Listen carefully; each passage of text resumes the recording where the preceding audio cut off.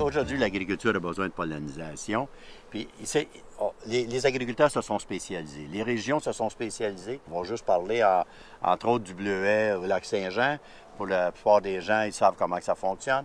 C'est des étendues. Il peut y avoir à peu près 300-400 hectares de bleuets dans une étendue où est-ce qu'il y a seulement des bleuets.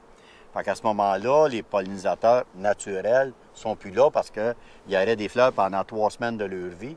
Le restant du temps, ils n'ont plus rien à manger. Fait que les insectes indigènes s'en vont, s'éloignent. Ils s'en vont dans d'autres lieux. Là, il ne leur reste plus rien. Fait que le producteur de bleuets, s'il va avoir de la pollinisation, qui est quand même là, 40 à 50 % de plus de production pour lui. Là. Donc, il fait affaire avec des apiculteurs. Les apiculteurs vont louer les ruches.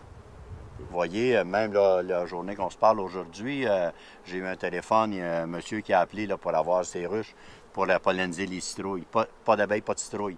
Pas d'abeilles, pas de curcubitacées. C'est simple de même, là. Pas de beaux curcubitacées. Les curcubitacées, on peut prendre la cocarde, le cornichon, qui vont se conserver, qui vont faire un produit, un beau produit. Pas d'abeilles, tu n'en as pas. Fait qu'il y a des régions. Lui, il est dans une région où est-ce qu'il n'a pas d'abeilles. Il ne peut pas en avoir. Fait que là, à ce moment-là, nous, on le loue des abeilles pour une période de temps X. Au bleuet, ça dure 3 semaines. Dans les vergers, ça dure entre 7 et 10 jours.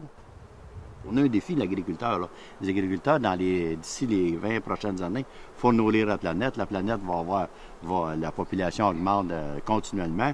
On va avoir 1 milliard de plus de citoyens à nourrir. Il faut les nourrir, mais l'abeille est une partie importante, un gros maillon de la chaîne qu'il va falloir respecter. Il n'y a personne qui va sauver les abeilles s'ils ne savent pas à quoi ils sont utiles. Nos reines, nos abeilles sont sensibles à différents facteurs de l'environnement. Là, les pesticides, oui, les ondes radio, la monoculture. Donc, tout ça va influencer notre travail dans la sélection des reines puis des abeilles pour être capable d'avoir des ruches qui sont de plus en plus performantes. On étudie l'apiculture, on étudie notre abeille. Donc, on fait face à des nouveaux défis, des nouveaux problèmes qui sont les pesticides, qui sont les maladies, qui sont un paquet d'autres facteurs. Mais tranquillement, on apprend à connaître ces produits-là, connaître ces inconvénients-là, puis savoir comment conduire notre gestion d'entreprise, comment naviguer là-dedans, puis finalement, on finit par s'adapter à tout ça, puis être capable de fonctionner d'une façon rentable, puis en respect avec l'environnement puis l'écologie.